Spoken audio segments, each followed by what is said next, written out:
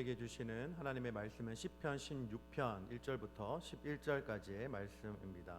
시편 16편 1절부터 11절까지 한 목소리로 같이 읽도록 하겠습니다.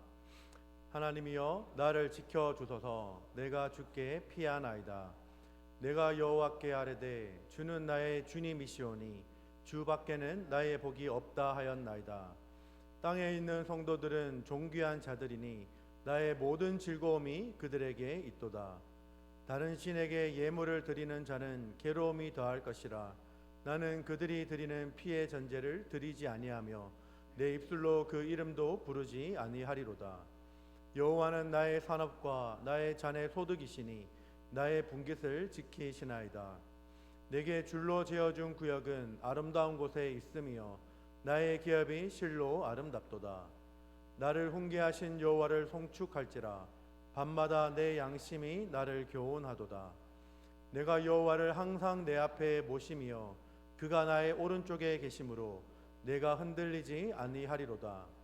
이러므로 나의 마음이 기쁘고 나의 영도 즐거워하며 내 육체도 완전히 살리니 이는 주께서 내 영혼을 수월에 버리지 아니하시며 주의 거룩한 자를 멸망시키지 않으실 것임이니이다. 주께서 생명의 길을 내게 보이시리니 주의 앞에는 충만한 기쁨이 있고 주의 오른쪽에는 영원한 즐거움이 있나이다. 아멘. 네, 오늘 말씀은 시편 16편 전체의 말씀이죠. 1절부터 11절의 말씀을 가지고 함께 은혜를 나누도록 하겠습니다. 지난 주일날 부활절을 마치고 사실 이제 고난주간 특세도 있었고 부활절이 끝난 다음에 이제 보통 많은 성도님들이 이제 다 끝났다, 고생했다, 이제 스스로 위안을 하면서 이제 보통 이제 어디 좀 쉬거나 수요일날 안 오실 법도 한데 여기에 오신 분들은 참 대단하신 분입니다. 축복합니다. 예. 오늘 말씀은 시편 16편 말씀의 표제어에서 기록하듯이 다윗이 쓴 시입니다. 보면은 믹담이라는 표제어가 다윗의 믹담이라고 표제어가 적혀 있는데 이것의 뜻은 명확하지 않지만 학자들 사이에서는 금처럼 귀한 노래 혹은 조각하고 새겨 놓은이라는 뜻을 가지고 있습니다. 그러니까 이 믹담이라는 뜻이 여러 가지 뜻이 있을 수 있는데 학자들 사이에서 금처럼 귀한 노래, 황금의 시라고 불리기도 하고 뭔가 조각하고 새겨놓은 그런 뜻을 의미하기도 한다라는 것이죠. 이 중에서 한 가지 학자의 견해를 취한다면 다윗이 쓴 황금의 시 혹은 노래라고 할 수 있을 것입니다. 자, 어떤 시길래 과연 이러한 표제어를 달고 있을까요? 그만큼 중요하다는 것을 알려주는 이 표제어, 다윗의 믹담이라는 뜻을 갖고 있는 이 다윗의 시를 한번 살펴보기를 원합니다. 우리가 살아가면서 막막한 순간이 있는데 언제 우리가 막막할까요? 여러 가지 상황이 있을 수 있지만 그 막막한 순간 가운데 빠질 수 없는 것은 바로 내가 어디로 가야 할지 방향을 모른 채 살아갈 때 막막하다라고 표현할 수 있을 것입니다. 우리 지금 청년들도 와 있는데 흔히들 젊을 때 많이 하는 고민이 뭘까요? 그것은 바로 내가 뭘 하면서 살아가야 하나라는 것을 고민합니다. 앞으로 이제 유스그룹 친구들도 있을 것인데 유스그룹 친구들도 앞으로 나의 진로를 어떻게 설정해야 하나라는 이 고민이 굉장히 큰 고민이죠. 중학교 그리고 고등학교 때부터 대학에 들어갈 때 과연 전공을 뭘로 할지, 즉 영어로 메이저를 뭘로 할지 선택하는 문제는 굉장히 중요합니다. 부모님들은 자녀를 키울 때 우리 자녀들의 대학 전공을 대체 이 자녀를 뭘로 전공을 시켜야 하나라는 고민을 굉장히 실질적으로 많이 한다라는 것이죠. 예를 들면 자녀들을 컴퓨터를 전공하고 싶은데 부모님은 이 자녀가 컴퓨터를 전공하는 것이 아니라 다른 전공을 시켜서 조금 더 그보다 더 안정적인 직장을 구하고 살아갈 수 있는 그런 전공을 선택하며 살아가기를 바란다라는 것이죠. 여러분, 그래서 시대가 변화됨에 따라서 인기 있는 전공이 바뀝니다. 제가 대학교 다닐 때는 컴퓨터 공학과, 뭐 컴공이라고 하는데 그 과가 굉장히 인기 많았습니다. 이제 컴퓨터가 막 붐이 일고 이제 컴퓨터 공학과를 나오면 직장에 취직이 잘 되고 흔히 말하는 삼성이나 LG에 굉장히 취직이 잘 되었기 때문에 제가 다닌 대학교에서 컴퓨터 공학과가 굉장히 경쟁률이 높았고 인기가 많았다라는 것이죠. 근데 시간이 지남에 따라서 또한 그런 인기 있는 전공은 바뀝니다.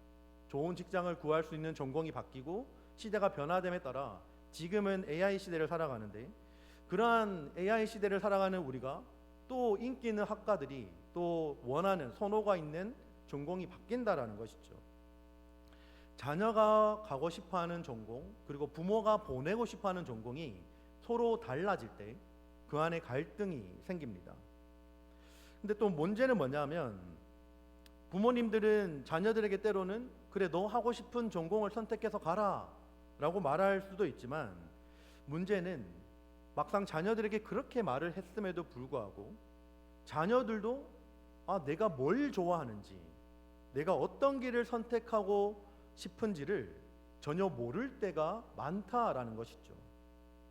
실질적으로 대학에서 전공을 선택하고 좋은 대학을 가는 문제는 대부분 좋아하는 선호도의 문제이기보다는 흔히 편하게 잘 먹고 잘 사는 전공을 선택해서 가는 경우가 많이 있다라는 것입니다. 한국에서 가장 인기 많은 전공이 뭘까요? 의사입니다. 한국에서는 서울대를 들어가고 싶은 서울대 들어갈 수 있는 성적이라도 의대를 들어갈 수 있는 성적이 된다면 서울대를 굳이 안 가고 타 학교 지방에 있는 대학교에 의대를 들어가는 것이죠. 왜 그럴까요? 의사가 되면 잘 먹고 편하게 잘 살 수 있기 때문에 인기가 많은 것이죠. 당연히 이 먹고 사는 문제는 굉장히 중요한 문제입니다. 우리가 살아가면서 선택하며 살아가는 굉장히 많은 길 자체가 바로 먹고 사는 길의 문제다라는 것이죠. 그렇다면 이 길을 선택해서 끝까지 선택해서 가다 보면 그렇게 살아가다 보면 이 길의 끝에는 뭐가 있을까요?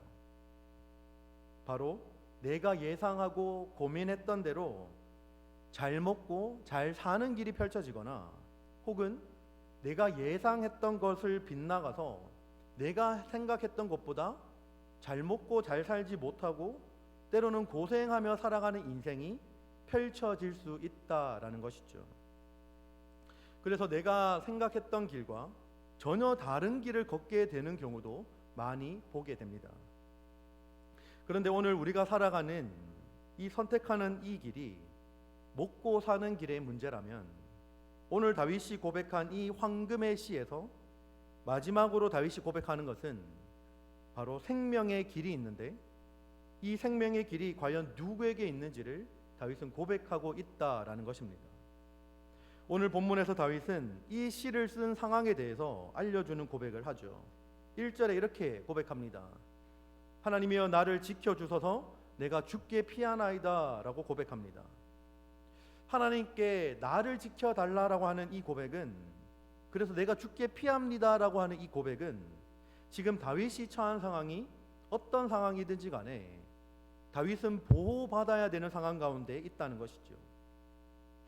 뭐 잘 알지는 못하겠지만 위협적인 상황이 있거나 어려움이 당한 상황 가운데 있다는 것을 알려줍니다. 다윗은 인생 전반을 통해서 인간의 힘으로는 감당하기 어려운 무수하게 많은 어려움들을 겪었습니다.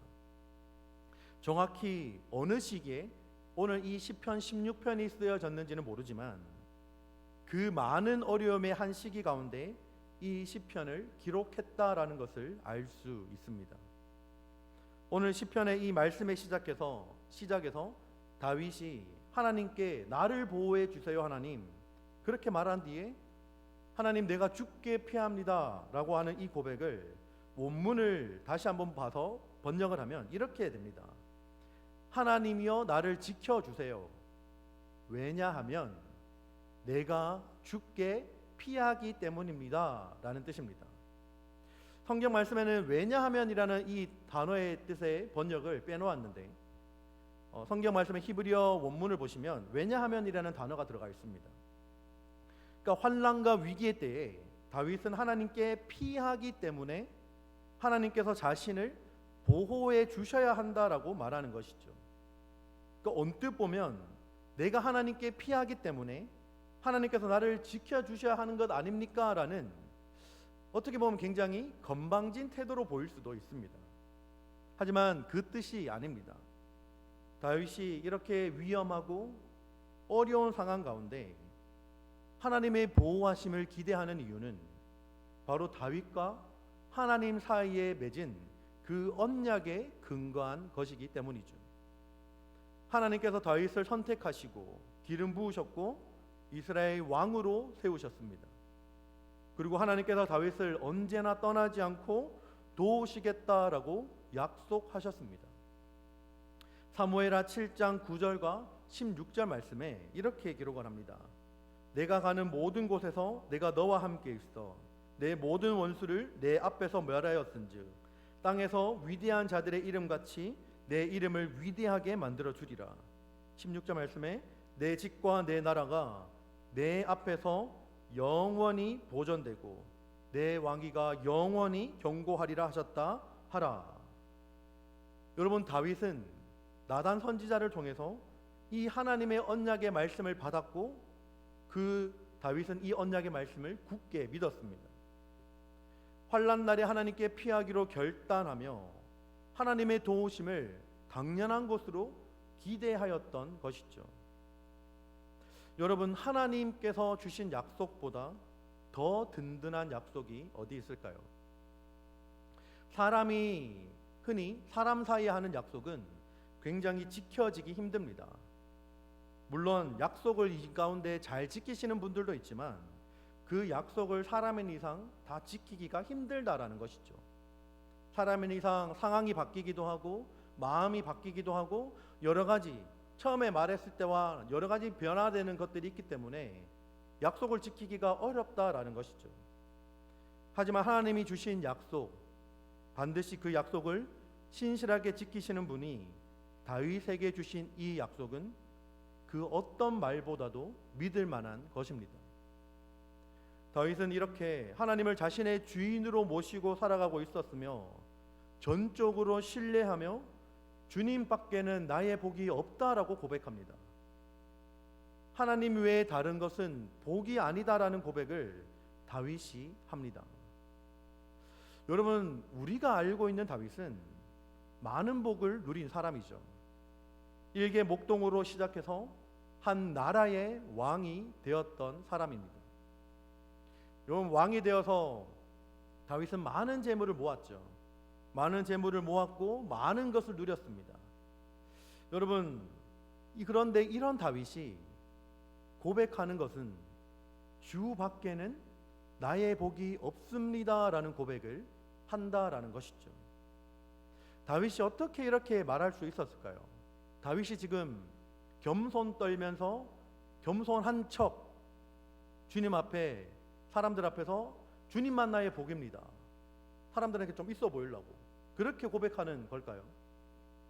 여러분, 다윗이 이렇게 말한 것은 다윗이 누린 복의 실체가 따로 있었기 때문이고 다윗은 그것을 진심으로 믿었기 때문에 이런 고백을 드릴 수 있는 것입니다. 다윗은 자신이 이러한 복을 누리게 된 근원이 바로 하나님이라는 사실을 알았습니다. 하나님께서 은혜로 택하시고 세워주셨기 때문에 일개 목당에 불과했던 자신이 이스라엘 왕이 된 것을 다윗은 그 누구보다 잘 알았습니다. 하나님께서 다윗을 통해서 골리앗을 이기게 하셨고 수많은 목숨의 위협 가운데 살게 해주시고 지켜주셨고 수많은 전투에서도 승리케 하셨음을 다윗은 알았습니다. 그래서 자신이 누리는 것들은 분명히 복이지만 그것을 진정한 복으로 여기지 않고 오직 하나님만이 자신의 복이다라고 고백하고 있는 것입니다. 여러분, 우리가 물건을 살 때 덤으로 주는 것이 있죠. 1+1이라는 개념하고는 조금 다른 개념인데 내가 뭔가 물건을 살 때 이제 덤으로 얹어주는 것들이 있습니다.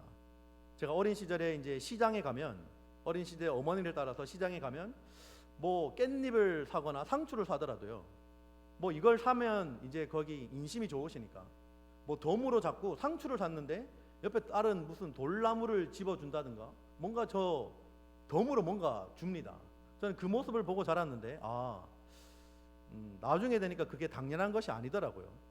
덤으로 주는 그 많은 사실들이 사실은 지금은 당연한 것이 아니죠. 근데 어쨌든 우리가 물건을 어떤 거를 살 때 덤으로 주는 물건이 있다고 생각해 봅시다. 우리가 텔레비전이 필요해서 텔레비전을 삽니다. 텔레비전을 사는데 덤으로 사은품으로 굉장히 귀여운 토끼 인형을 줍니다. 이제 저랑 같이 사는 우리 은재가 그걸 보면서 토끼를 한 마리 더 가지기 위해서 아빠 TV 사줘라고 말한다면 제가 TV를 살까요? 다시 안 살까요? 차라리 그냥 인형을 하나 더 사주고 말지 TV를 2대나 인형을 받기 위해서 사겠습니까? 안 사죠.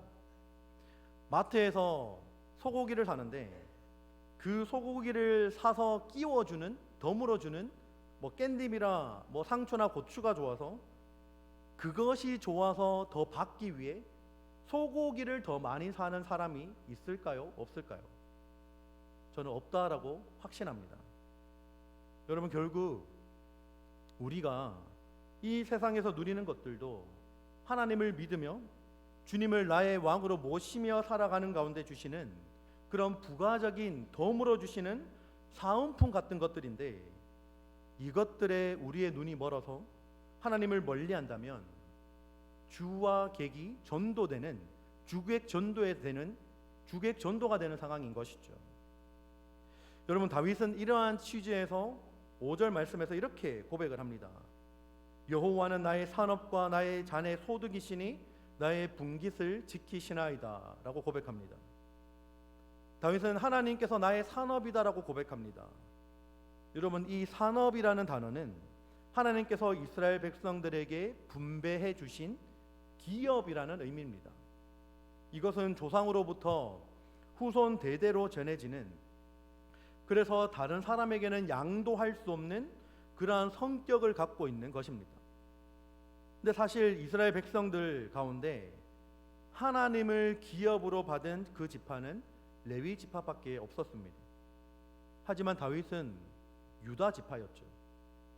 유다 지파였던 다윗이 레위 지파가 고백할 수 있는 이 고백을 할 수 있는 것은 레위 지파가 하나님이 공급해 주시는 것을 소망하면서 살아갈 수밖에 없듯이 다윗 자신도 하나님이 모든 것의 공급처가 되신다라는 사실을 믿음으로 이 가운데 고백하고 있는 것입니다. 이런 다윗은 자신이 하나님을 어떻게 대하는지를 8절 말씀 가운데 보여줍니다. 8절을 함께 한 목소리로 읽어볼까요? 내가 여호와를 항상 내 앞에 모시며 그가 나의 오른쪽에 계심으로 내가 흔들리지 아니하리로다. 아멘. 다윗이 여호와 하나님을 항상 내 앞에 모시고 살아간다라고 고백합니다. 그리고 하는 고백이 뭡니까? 그가 나의 오른쪽에 계심으로 내가 흔들리지 아니하리로다라고 고백합니다. 여호와 하나님께서 다윗의 오른편에 계심으로 내가 흔들리지 않습니다라고 하는 이 고백 가운데 이러한 굉장히 중요한 의미가 숨어 있습니다. 당시 이스라엘 민족들, 특히 히브리 민족들에게 오른쪽이라고 하는 것은 과연 어떤 의미를 갖고 있을까요? 오른손, 오른쪽, 어떤 의미일까요? 힘과 권능과 능력을 의미합니다. 그래서 여러분, 성경에 보시면 하나님의 오른손은 심판과 구원의 능력을 드러내는 표현으로 자주 등장하죠. 출애굽기 15장 6절 말씀에 이렇게 기록을 합니다. 여호와여, 주의 오른손이 권능으로 영광을 나타내시나이다. 여호와여, 주의 오른손이 원수를 부수시니이다. 아멘. 여러분, 오른쪽은 굉장히 높은 영광스러운 자리를 의미하기도 합니다. 신약 성경에서 예수님께서 하나님 우편에, 하나님의 오른편에 앉으셨다라고 표현을 하죠. 결국 이것은 오른쪽이다라는 것은 통치권과 하늘의 영광을 뜻하는 것입니다. 사도행전 2장 33절에 이렇게 기록을 합니다. 하나님이 오른손으로 예수를 높이심에 그가 약속하신 성령을 아버지께 받아서 너희가 보고 듣는 이것을 부어 주셨느니라. 여러분, 이 오른손이 갖고 있는 의미가 굉장히 많이 있습니다. 힘과 능력과 권능과 존귀와 그리고 높은 영광스러운 자리, 그리고 오른손의 축복과 선함과 공의로우심을 의미하는 단어가 바로 오른쪽이다라는 것이죠. 하나님께서 다윗의 오른쪽에 계셔서 흔들리지 않을 수 있는 이유는 다윗 스스로가 행사할 수 있는 그 오른손의 능력과 힘을 다윗 스스로가 사용하는 것이 아니라 자신의 오른쪽에 하나님이 계셔서 다윗 스스로 취할 수 있는 그런 인간적인 힘과 능력과 그런 권력, 지위를 다 내려놓고 그것을 하나님의 오른손이 할 수 있도록 맡겨드린다라는 의미를 갖고 있습니다. 하나님의 능하신 손길이 다윗의 오른팔을 대신하기 때문에 다윗은 요동하지 않을 수 있는 것입니다. 그래서 흔들리지 않을 수 있는 것이죠. 왜냐하면 내 오른편에 하나님이 계셔서 내가 굳이 오른팔을 안 휘두르더라도 안 휘둘러도 하나님의 오른팔이 휘두르면 되니까요. 그래서 다윗은 자신의 오른편을 하나님께 맡겨드린 채 끝으로 이렇게 고백합니다. 11절 말씀입니다. 주께서 생명의 길을 내게 보이시리니 주의 앞에는 충만한 기쁨이 있고 주의 오른쪽에는 영원한 즐거움이 있나이다. 아멘. 하나님께서 생명의 길을 보이심을 다윗은 고백합니다. 이 세상이 주는 모든 것들은 다 썩어 없어져 버리고 그 모든 길의 끝에는 결국 자신의 안락함과 자신의 유익과 자신의 명예와 자신의 힘과 권력이 있다면 하나님께서 보이신 길은 그 길의 끝은 생명의 길이고 그 길을 하나님께서 자신에게 보이신다라고 다윗은 고백하고 있는 것입니다. 사람들이 모두 다 선택하며 쫓아가는 그 길이 보기에는 좋아 보이고 하나님을 따르는 그 길은 매우 적은 사람들이 선택하는 적은 길이지만 그러나 그 길은 생명의 길이고 그 길을 걷는 동안 고통과 괴로움, 고난만 있는 것이 아니라 그 길을 가는 동안 우리 주님 앞에 충만한 기쁨이 있고 그 오른쪽에는 영원한 즐거움이 있다라고 다윗은 고백하는 것이죠. 하나님께 나의 오른편을 내어드린 그곳에 바로 영원한 즐거움이 있으며 생명의 길을 보이시는 주님 앞에 영원한 기쁨이 있으니 그 길을 다윗은 이제 선택하며 살아가기로 결단하는 것입니다. 여러분, 우리는 이 땅에서 잘 먹고 잘 사는 길을 위해 무수한 고민과 선택을 하며 살아갑니다. 그러나 오늘 다윗은 말합니다. 생명의 길은 하나님께 있다라고 말합니다. 우리가 끝까지 붙잡아야 할 길, 우리가 참된 기쁨과 영원한 즐거움을 누릴 수 있는 길은 하나님께서 보이시는 그 길이다라는 것임을 우리는 기억해야 합니다. 우리가 다윗처럼 고백할 수 있기를 바랍니다. 내가 주께 피합니다. 하나님을 내 앞에 모시며 내 오른편에 하나님을 두시기를 바랍니다.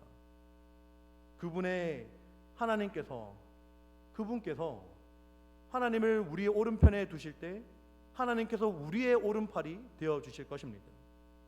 그리고 그 길의 끝에서 우리가 경험하는 것은 단지 잠시 잠깐의 평안이 아니라 잠시 잠깐의 안락함이 아니라 잠시 잠깐의 만족이 아니라 주의 앞에서 누리는 충만한 기쁨과 주의 오른쪽에서 주어지는 영원한 즐거움을 누리게 될 것입니다.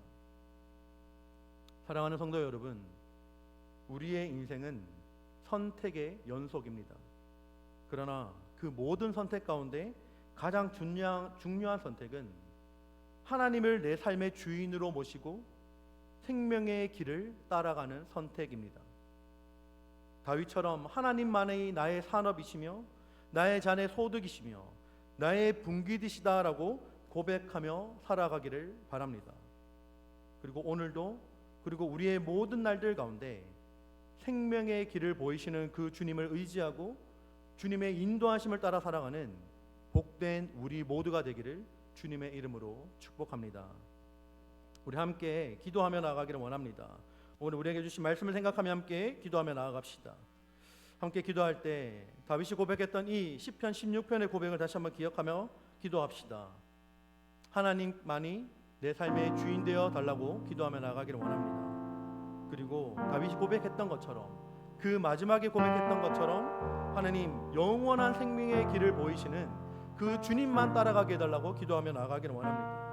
그리고 언제나 우리에게 피할 길을 내시며 좁은 길일지라도, 남이 선택하지 않는 그 길일지라도, 그러나 그 길을 걸어가는 가운데 때때로 돕는 하나님의 손길과 위로하심과 평안이 우리와 정령 영원히 따르는 것을 우리의 삶으로 경험하고 살아가게 해달라고 간절히 이 두 가지의 기도 제목 두고 주여 한번 부르짖고 기도하며 나아갑니다. 주여